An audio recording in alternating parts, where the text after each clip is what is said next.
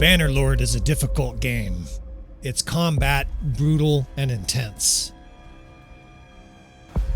And yet somehow, in the maelstrom of bodies flying and horses charging, we're still supposed to command our troops.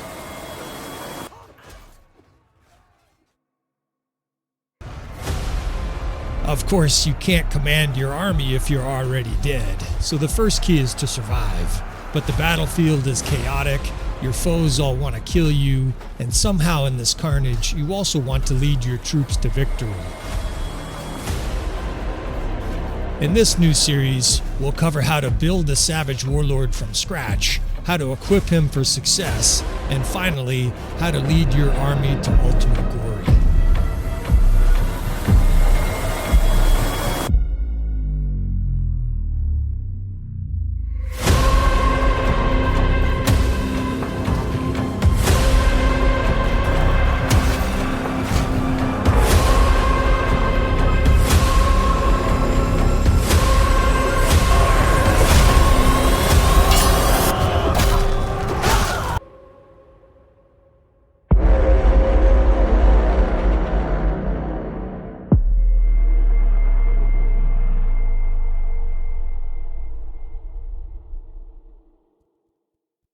Alright friends, welcome back again to another episode of Tactical Enlightenment. Our YouTube channel is dedicated to Bannerlord, and we are dedicated of late with this series to turning you into a beast in Bannerlord.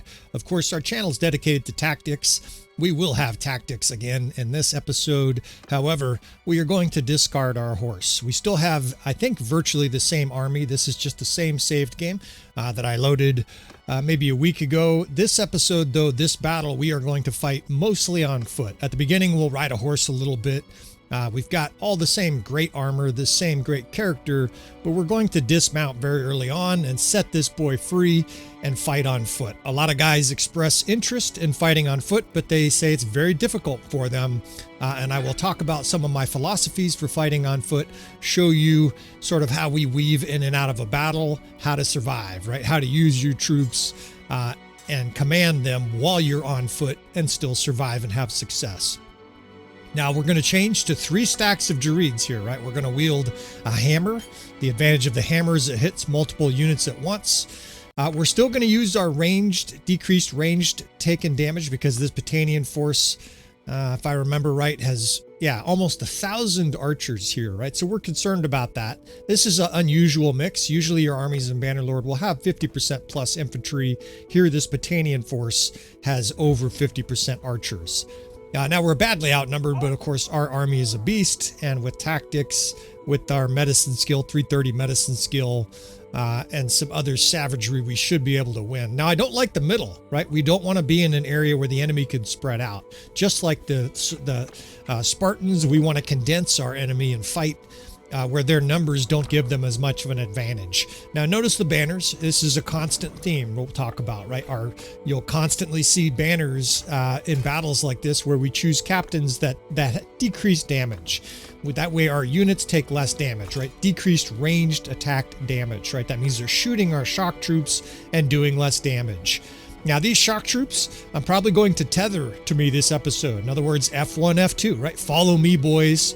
Now we're going to position them around the battlefield at times, but a lot of the battle, when you're fighting on foot, you want to have guys with you, right? And so you will tether them to you with the follow command. Now we have skirmishers. There's a nice mix of javelins in there.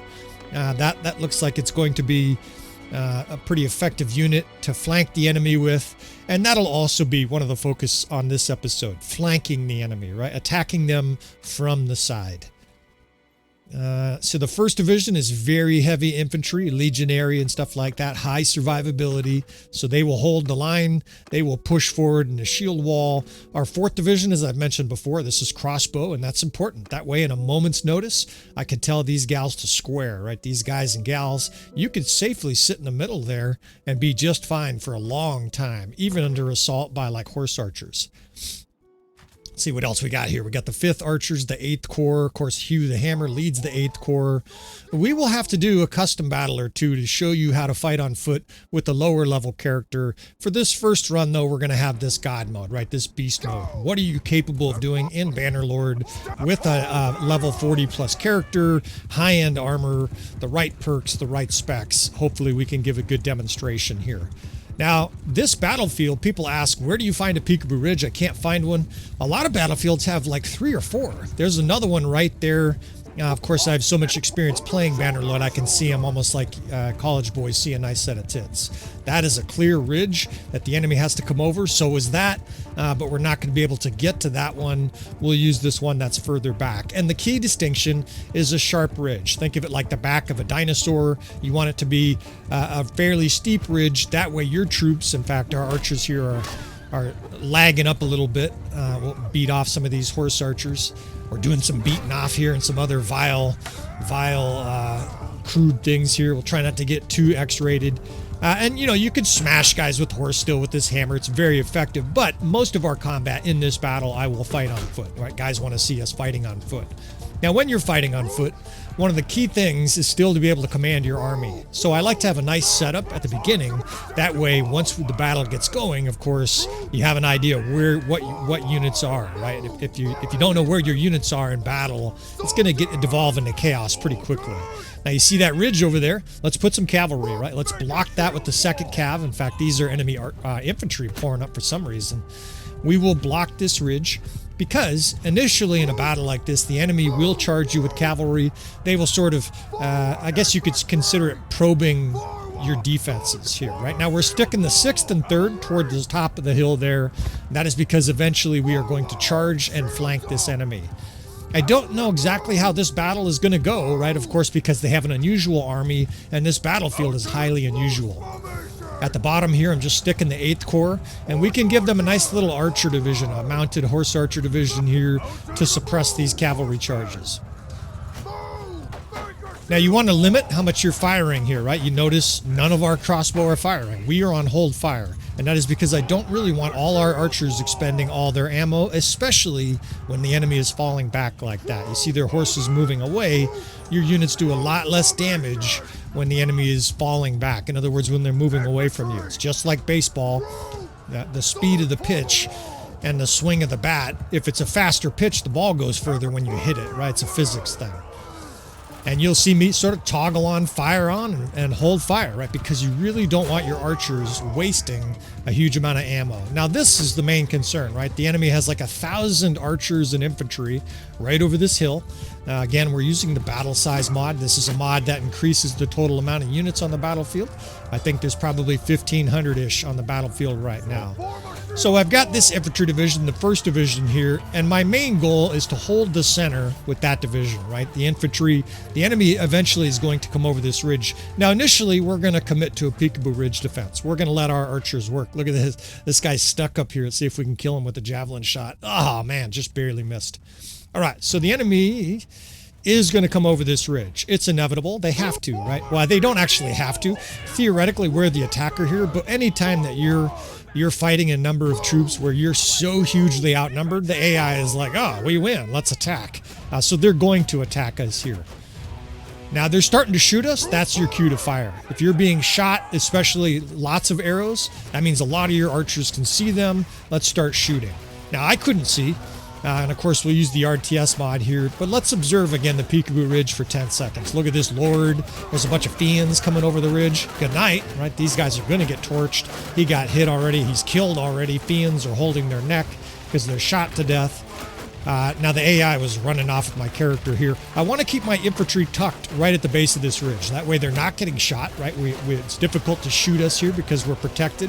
By the way, I like to do this. This is the first-person perspective.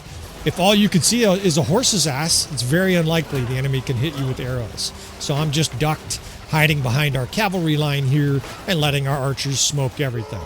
Now, eventually, we're going to have to fight their infantry. They're going to charge. Our infantry there will hold the center. That's the 1st division.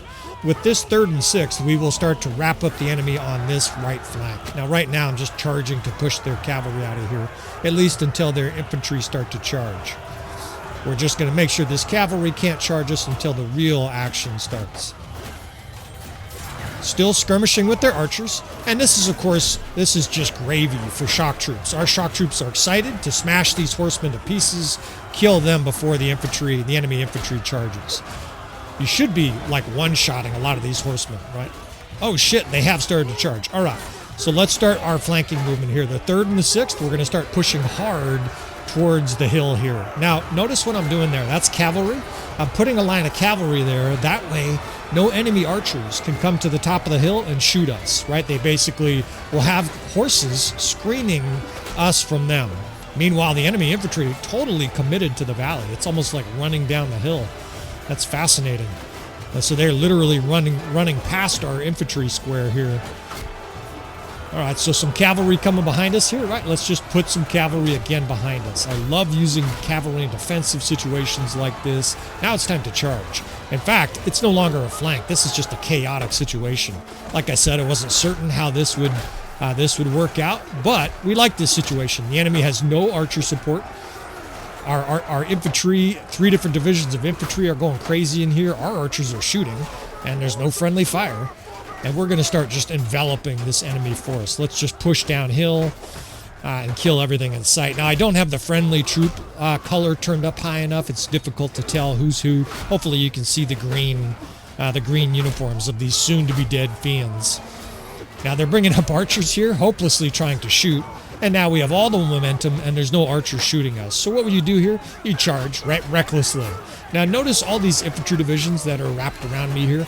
You could actually have a whole division in this situation follow you in a square. I could tell the 6th division here, you're in a square, follow me, right? While the rest of our units charge downhill, shock troops, that 1st division, our archers are shooting, our cavalry's fighting. I can literally sit here and just observe the battlefield, right? And from here you could say, okay, let's move our archers up.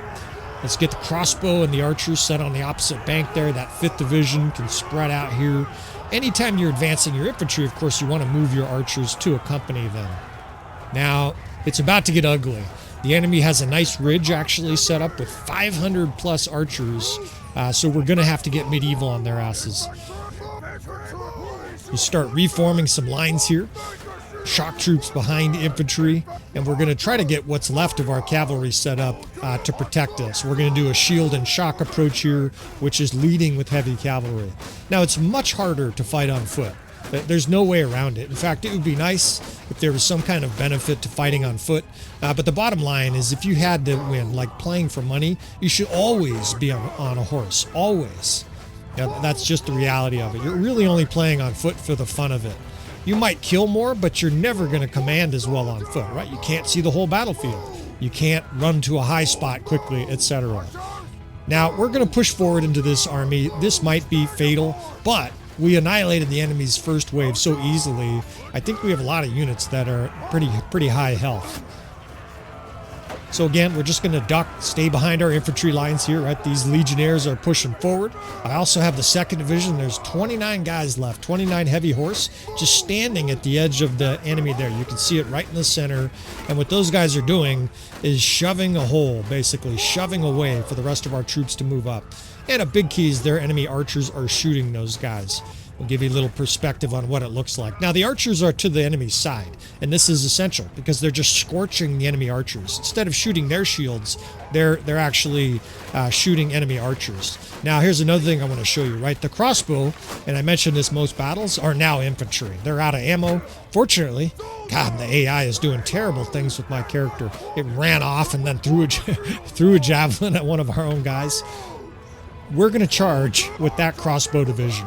Those ladies and sharpshooters no longer have ammo, but they're on the enemy flank, right? So they're going to drive right in on the enemy flank. Meanwhile, I have the 6th Corps. This is skirmishers here. We can push these guys towards the enemy mass. The 5th Corps can be told to advance. The 1st can charge. And then again, like I've done before, we're going to have that 3rd Corps in my pocket here. Yeah, the enemy's trying to figure out where to put their archers because they're getting attacked on their flank, right? Well, they're running the wrong way, right? They ran right towards our skirmishers. Very bad decision. These guys and gals unload their javelins, and now it's an infantry charge, right? The 6th roars in. Behind them is the 3rd Corps, and I can actually just send the units into the enemy formations, right? You're physically pushing them into the enemy formations, including the 5th, because I don't want their archers to spread out, right? As long as they have enemy infantry on them, it's going to be a problem for these archers. Even the high-end archers like these Fiend Champs. Now we get to the blows. I'm actually surprised it took this long to come to heavy combat, but this is an unusual battle.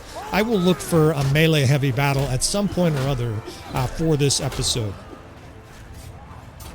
Still, you need to know how to fight archers on foot right now. Of course, as you're advancing, if you have any kind of throwing weapon or whatever, this is where you're using it, right? These little archers trying to spread out, have a javelin for your neck here, bud. You can catch one too.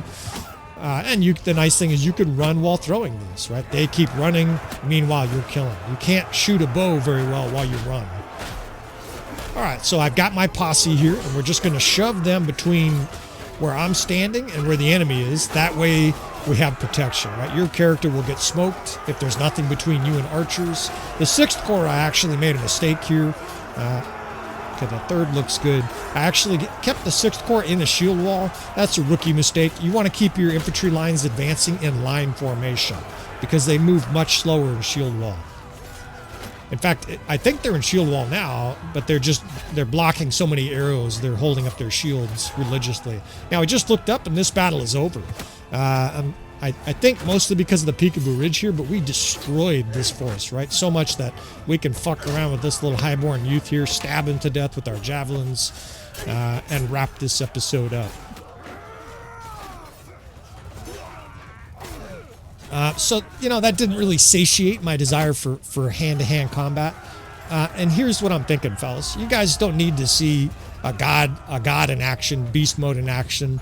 Some of you guys are still trying to develop a character to this point, right? Maybe you have a level 30 character or something like that, and you're asking, well, how do you win with a lower level character in melee? We will try to find a battle for that, and I think we'll even do some editing here and weaken this main character.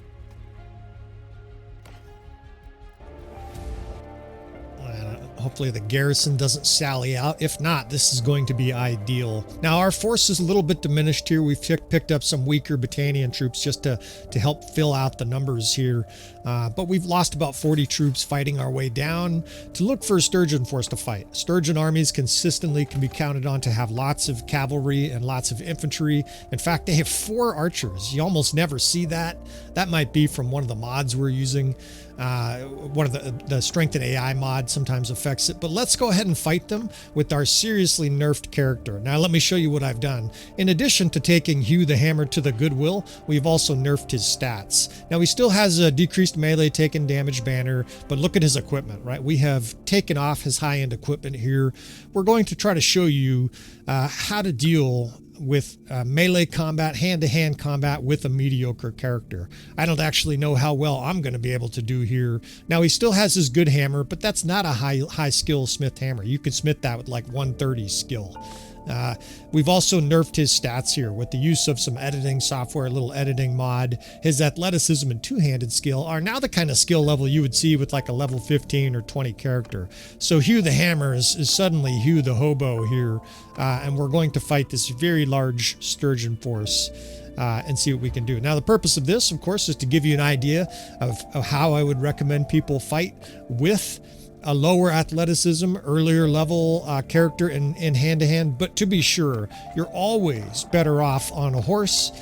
This is more for the enthusiasts who want to try this. Now, some guys are just speccing their character from the get-go to be on foot, and more power to you. But like I said, always it's better for your character survivability to be on a horse. We'll try to survive here on foot, outnumbered 3-1 here by a huge Sturgeon force of infantry. Now notice these two banners here. I want to point this out. Decreased taken melee attack damage, decreased taken. These are basically sisters of the main character, and I swapped them out depending on what kind of a force we're fighting, right? They both have good perks for the cavalry division. One of them reduces melee damage for a battle like this. The other one is good against the Battanians. We had a battle about an hour ago. Now, the third corps here is going to be, again, the division that Hugh the Hammer is hanging out with. Again, he's more like Hugh the Hobo. His skills are way diminished. This is going to be interesting to try to survive, right? The damage is going to rocket up now that he's wearing a bunch of clothes from a second-hand store. We're still going to do some tactics here, and I'll explain this. I mean, the name of the channel is Tactical Enlightenment. We're not just going to throw our units into battle here. Plenty of other YouTube channels that do that. We've got the 8th Division over there. They have javelins. So we're going to do a ranged heavy left flank. The skirmishers, the mounted skirmishers and the crossbow could be on the left. The archers, the 2nd, the 3rd Corps, the horse archers can be on the right. And I will clean this up and explain some methodology here. So 1st Division, that's our heaviest infantry in the center. We're hoping the enemy infantry takes the bait and charges them. That's going to be key. However, they have 500 or 600 infantry here. I'm not sure we can have them all attack that square. They're probably going to attack all over the place. It's going to be a huge amount of sturgeon forces. On the other side there, that's the 4th, 6th, 8th, and what else can we give them? That's going to be it for now. So 4th, 6th, and 8th for that side. Now that's a skirmisher division. That's a cav division for protection. And then it's the mounted, or it's the crossbow. Excuse me. I'm getting confused here trying to set up my units and narrate at the same time. Over here, we have the 3rd Division. Here, I'll show you this. We have the 3rd Division, 2nd Division protecting these units because the sturgeons are going to charge us with cavalry. Again, over there, we have that 4th, 6th, and 8th. And then on our side here, where Hugh the Hammer is, we will have some protection, right? There's 2 lines of horses. One of them are on mounted cons guards. In fact, let's get rid of our horse here. Attaboy. Good job. We've got our... Oh, man, look how slow our character is. This takes me back a bit. We've got our horse archers here, and ahead of them is a line of heavy cavalry, all elite cataphract and whatnot, to hold back that storm, right? 216 sturgeon heavy cavalry over here, and I'm not charging. That was just a misclick. Now over here I have the 5th Division archers and the 3rd Infantry Corps, because we're going to try to bore in on the enemy's flank. It is very possible that this devolves into chaos, though, because look at that shit. Their infantry division spans the whole valley. It goes from edge to edge. Now, no reason not to throw javelins here, right? I've got nothing attacking me, and javelins weigh you down, right? If you can get rid of some of your javelins, I think you have to get rid of the whole bag. Your character will move faster, and in this battle, that might be important for me. This is what I'm worried about. They have a huge amount of cavalry charging, but look at how good job those cavalry did of preventing them to get in here on us. Now let's start to flank them, although again, it's like we're flanking 10 rhinoceros in the African jungle. Not a good decision. We're still going to try. The 6th Division is across the valley there. I know it's messy. They're on the enemy's flank. They are just kind of attacking all over the place. For now, let's just deal with this cavalry, right? I can still pound this cavalry, and I've got to, of course, try to protect my character.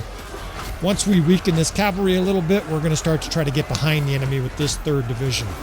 God, it's a mess. Now, my damage is much less, right? 40. I'm doing like 50, 76. At least that knocks guys off their horse still. And it has good speed and good range.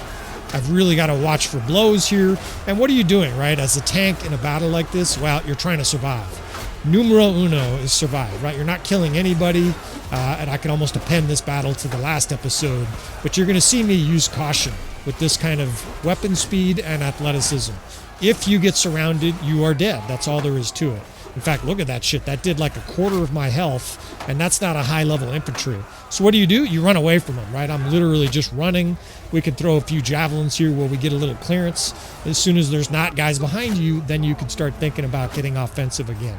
Now, you got to watch your back here. In fact, I just got slashed by a little infantryman.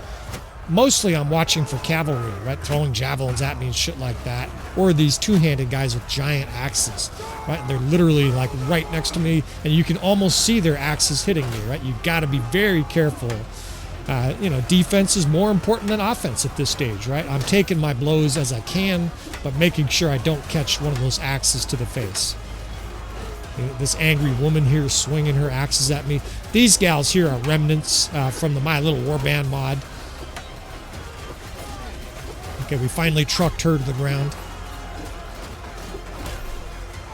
Now, what else are you doing here, right? As an infantryman, you see me keeping my distance, but the other thing I'm doing besides dumping javelins in here is I'm attacking units that are not looking. If they look at you, if they're charging at you, if they're facing you, run away, right? You basically ignore them and look for somebody who's occupied. We're being an opportunivore here. You're watching out for cavalrymen. I mean, you notice the distance I'm keeping between myself and all the other units here. Now, critically in this battle, the enemy has almost no archers, so I'm not being shot, right? If they had archers, this would be a different fight. Now, this hammer's just fast enough to overcome a lot of units one-on-one. Okay, I'm in trouble here. Do a little ducking and bob and weave, and we made it through. Fortunately, they're falling back. Now, I do feel mortal, right? I'm getting blocked a lot. I've got guys trying to stab me, fucking dipshit horse archers. But, you know, we've done some good damage, and we still have, I just looked down, we have about half of our health left. So we're not giving up yet. Now, we still have some infantrymen fighting here. I can move the 5th up, the archers, and have them hold fire, and they can join the combat here. But you see how careful I'm being, right? I mean, that just took a quarter of my health. Like, that was like a Varag or something like that. So you're watching your distancing, targets of opportunity, and you bob and weave, right? Enemy cavalry come in. If they're clearly coming right at you, you better bob, weave, duck, do whatever you got to do. Just got stabbed, down to about a 5th of my health. This guy here, I think that's our guy. He's just picked up one of their shields. All right, now I'm going to bring this infantry division towards us, the 1st, and form them in a square. I talked about this in the previous battle a couple episodes ago with the Britannians. You can have yourself a square, carry it around with you, and basically, you know, you can have a layer of protection there. The guys in a square will protect you from being zerged or stabbed by a lot of cavalry. Meanwhile, when you have an opportunity to smash guys in the back, take it. But anybody turns their attention to you, right? You beat feet and run. So it's very much a game that comes with experience. Most new players aren't going to be able to do this, right? In fact, I'm kind of surprised I'm still on my feet. It just takes one spear at this stage to take this character out. And you're just attacking people that are attacking other players, right? They're attacking your friends, attack them. They turn their attention to you, run. Now, a lot of times you can actually run, and then a second later, you can head right back to them, right? They will almost immediately turn their attention to somebody else to their detriment. A player, a real human on the other end, would chase you for longer. They would know, well, we finally get speared. They would know you're going to turn around, and they would come after you. But that hopefully gives you some ideas about how to fight on hand, or fight on foot, with a mediocre character. I mean, we didn't do too bad there. 49 kills, considering we're wearing a bunch of clothes from the Salvation Army. You know, 150 athleticism or whatever. We're moving like a snail. Look at the skill perks. Went through the roof, of course, because it's artificially low. That was hilarious looking. All right, so hopefully that gives you a few ideas of how to fight on foot in the early stages of Bannerlord. Much, much harder. And that almost goes without saying. Okay, we are all set here. Now, if playing with those handicaps in that last battle is difficult, this is, of course, Bannerlord Brutal Mode. And honestly, this is really one of the best ways to improve at Bannerlord. I know some guys rarely use this, or maybe they scoff at using a custom battle. Here, we're going to fight seriously outnumbered versus a Khazate force, and we're going to enact many of the same tactics. We got a Sturgeon force. That way we can get alongside our Axemen here and get medieval on our enemy. Now, we're still going to do some tactics, but again, the main focus of this, the main feature of this custom battle is going to be looking at how to use your character in a situation like this, right? You've got your main character. Now, these characters from the custom battle, I don't know if you can actually see their stats, but their stats are bad. That's what their stats are. You can just tell by playing. All you got to do is grab one of them and run around a battlefield like this. They have unbelievably poor stats. I mean, we're talking like 60 or 80 athleticism or some shit, maybe 100, 150 two-handed at most. I would say it's the equivalent of about a 12th or maybe 15th level character in Bannerlord. So very weak characters. Well, what does that mean for you? That means that this is essentially like practicing Bannerlord on the hardest difficulty. If you can do well as a combat player in the custom battle menu, you will do great once you get to higher levels in Bannerlord, of course, because you'll be used to this kind of brutal difficulty, right? It's like those guys that climb Mount Everest with no oxygen. They live up there all the time, and so it's easy for them, right? They're used to harsh conditions. This is definitely harsh conditions for Bannerlord. Now, a lot of the tactics here are very similar, right? We're going to use a shock troop division. We have a quasi-skirmisher division, and I will show you some of the setup here for the tactics, because we're talking about tactics and how to use yourself in a battle with those tactics. Right? This is not, we're not focused on just sergeants in charge and run around and survive here. We're focused on both. And obviously that's a degree harder because now we're talking moving with our units, ordering our units around, making sure things are okay, at the same time trying to survive a battle in Bannerlord. It is very difficult, and I would say only those who multitask really well are going to achieve a very high level at Bannerlord.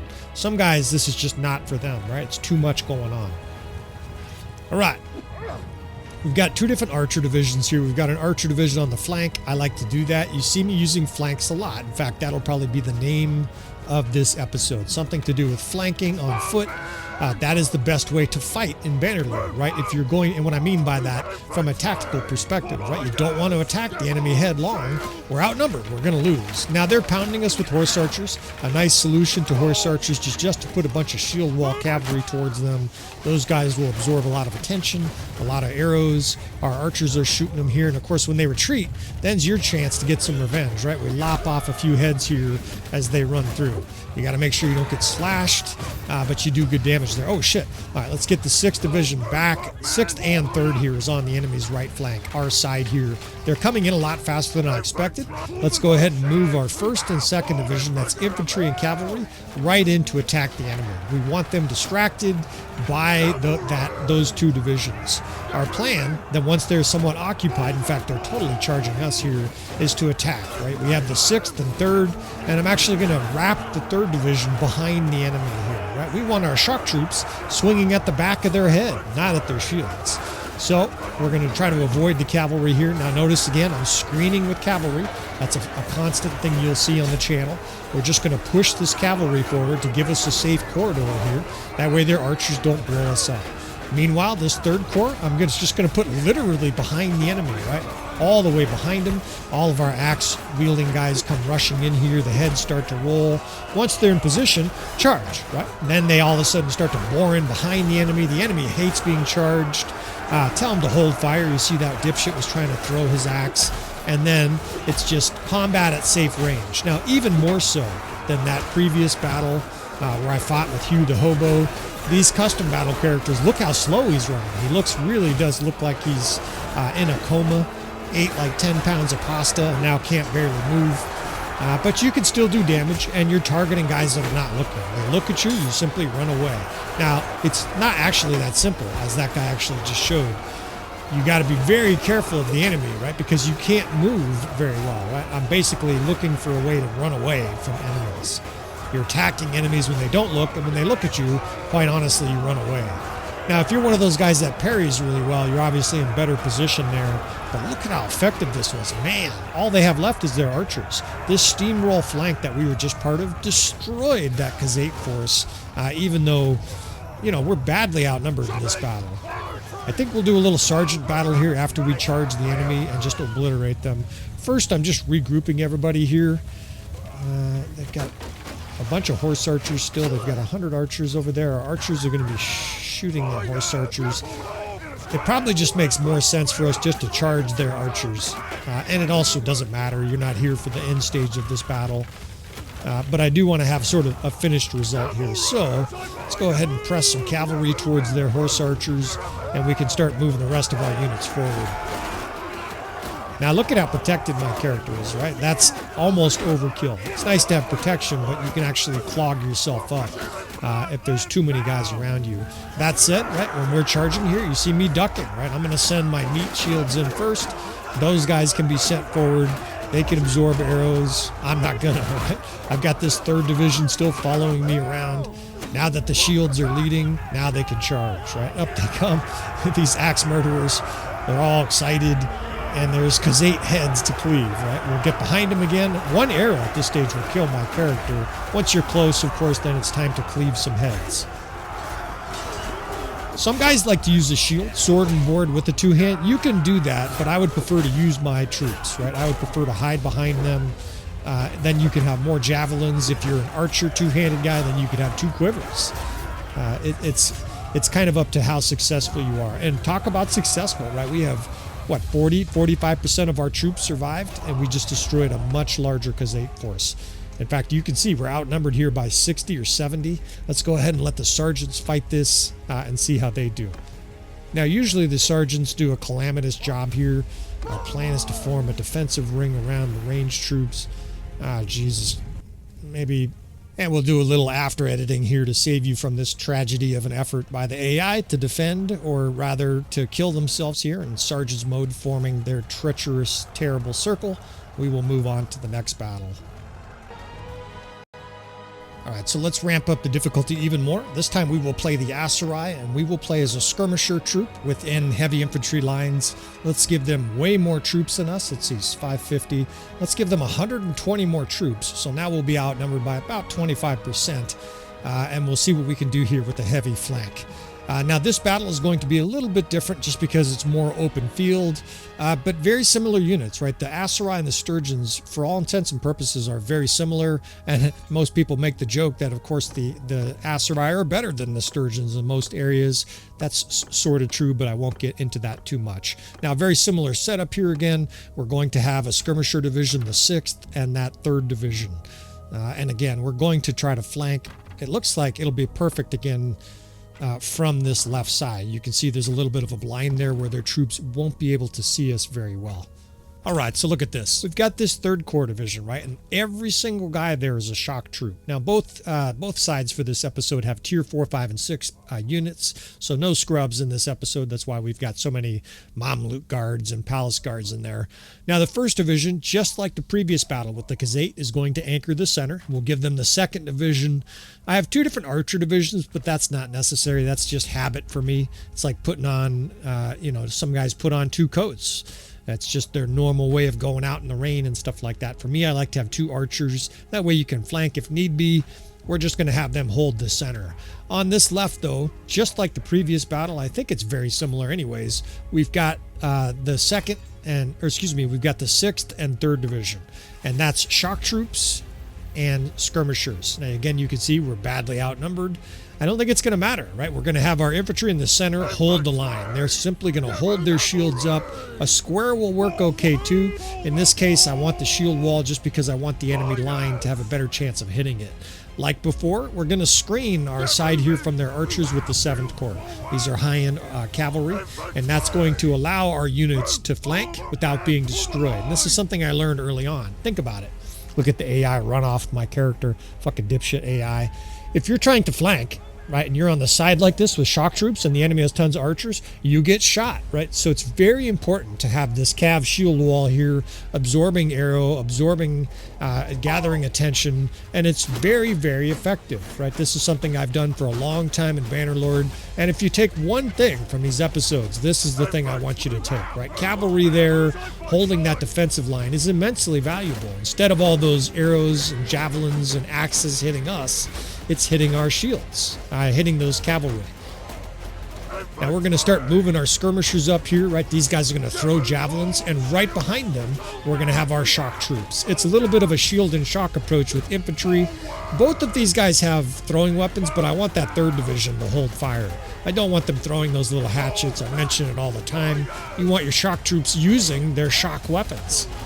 All right, so javelin guys coming in here. You can see the bolts, or the javelins start to fly, and we're on the side of the enemy.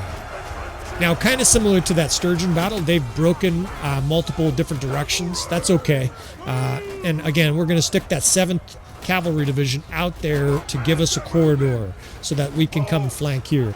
The shields are leading the way, right? All these javelin guys, the axemen are next, right? Here come these palace guards. The 1st and 2nd are holding the lines in the center. You can get an idea of what that looks like. And here we come with the 6th and shock troop divisions hard on the enemy's flank. Now, we're outnumbered, but that doesn't matter, right? The force of this coming from behind them. Look at, they're just getting smoked in the back of the head with javelins here. Now, all of a sudden, the shock troops arrive. The enemy does not like being flanked either. And what I mean that from the perspective of morale. You can see heads are flying everywhere. The AI absolutely hates being flanked. If guys are going to rout, it's a situation like this. Now, defensive or offensively, this guy doesn't have a lot after his javelins are expended, but that's okay. He's more defendable, right? This is definitely my preferred route early in a campaign. Sword and board, right? That way, if you're getting attacked, simply hold up your shield and survive. A big Manavliaton's coming after you, you hold up your shield and snicker. Now the death spam just flushed green as our shock troops hit their line. Our first division can now be told to charge, and I think that's it. I think most of the Valandians just died, and I want to say that was over 300. I'll have to go back and look, but we just decimated 300 forces, and this is not like this character has a bunch of banners and shit like that. This guy's got nothing, right? This is one of the custom battle units, and I think this battle here is a perfect example of how foot troops flanking yields amazing results in Bannerlord. And I think, of course, how you can be part of it, right? I'm down here in the trenches fighting with the men, and I made it through most of that battle on my foot. I mean, I'm still on my feet now, but of course he's near death. These guys are so weak.